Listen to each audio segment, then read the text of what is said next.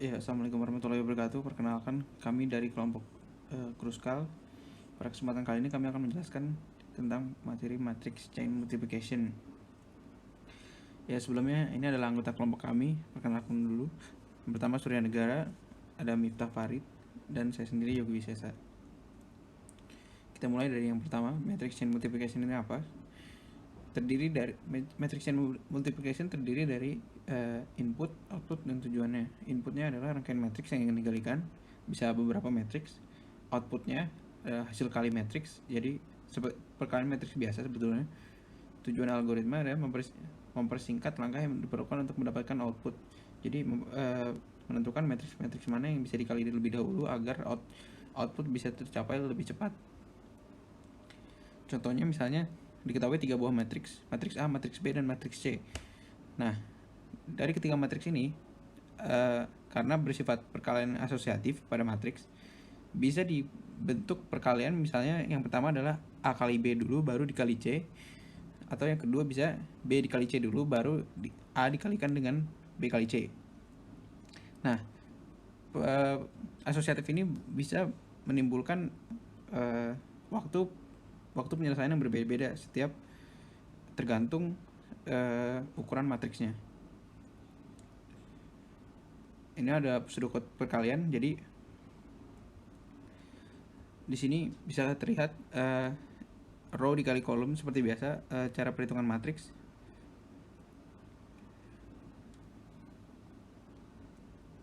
Nah, ini penjelasannya. Jadi penentuan efektivitas ditentukan dengan seberapa banyak perkalian bilangan yang perlu diselesaikan. Contoh misalnya matriks A adalah matriks 10 kali 100, matriks B adalah matriks 100 kali 5, maksudnya di sini kolom dan baris ya. Dan matriks C 5 dikali 50. Nah, kalau kita menggunakan asosiatif pertama yaitu A kali B terlebih dahulu baru dikalikan C, jadi A dikali B sama dengan D, kita misalkan hasil A kali B menjadi matriks 10 kali 5. Nah, perkalian ini memerlukan sebanyak 5000 perkalian bilangan, karena di sini bisa dilihat 10 baris dikali 100 kolom dikali 5 yang menjadi hasilnya. Jadi 5000 perkalian. Lalu D dikali C, jadi hasil A kali B yang merupakan hasilnya dijadikan D dikali C, jadi 10 kali 5 kali 50, totalnya 2500 perkalian. Nah, total semuanya 5000 ditambah 2500 menjadi 7500 perkalian. Yang asosiatif kedua bisa kita misalkan B dikali C terlebih dahulu, misalkan dengan E, lalu baru E dikalikan dengan A. Maaf, ini terbalik, maksudnya A dikalikan E. Jadi B dikali C sama dengan E, jadi 100 kali 5 kali 50, 25.000 perkalian bilangan. Lalu dikalikan A dikalikan dengan E, 10 kali 100 kali 50 sama dengan 50.000 perkalian. Jadi totalnya ada 75.000 perkalian, yang berarti bahwa asosiatif kedua memerlukan 10 kali lipat lebih banyak perkalian, yang berarti waktunya juga akan lebih panjang dibandingkan sebelumnya.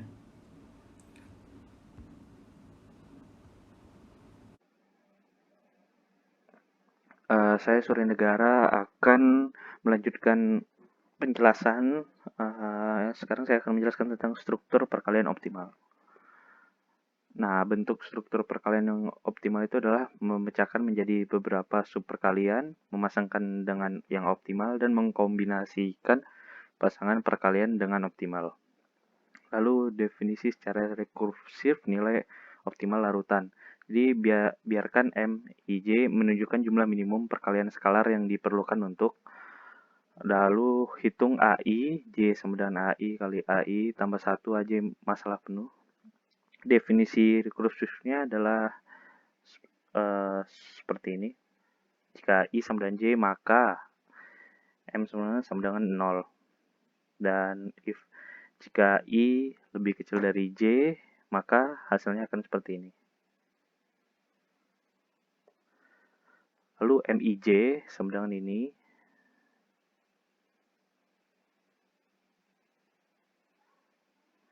kita tidak mengetahui K, tapi ada possibility J sama dengan I value untuk K sama dengan ini.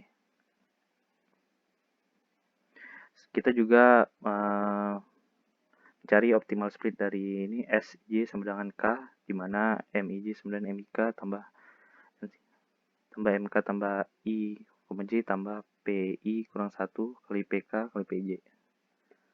Nah, ini adalah pseudocode untuk menghitung optimal cost. Jadi ini matrix chain order yang sama dengan P length kurang 1, biarkan M sini.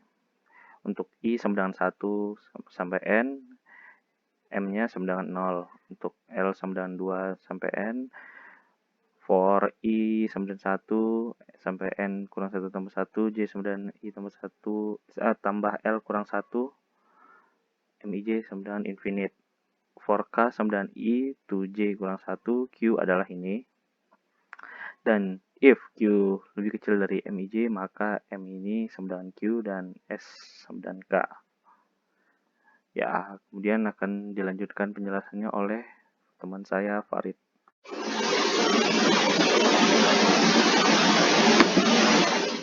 Halo, nah di sini pada bagian ini mulai dari slide 11 sampai seterusnya akan dilanjutkan oleh saya, anggota kelompok Kruskal Muhammad Miftah Farid, Teknik Komputer 2018. Nah, di sini saya akan membahas tentang contoh soal.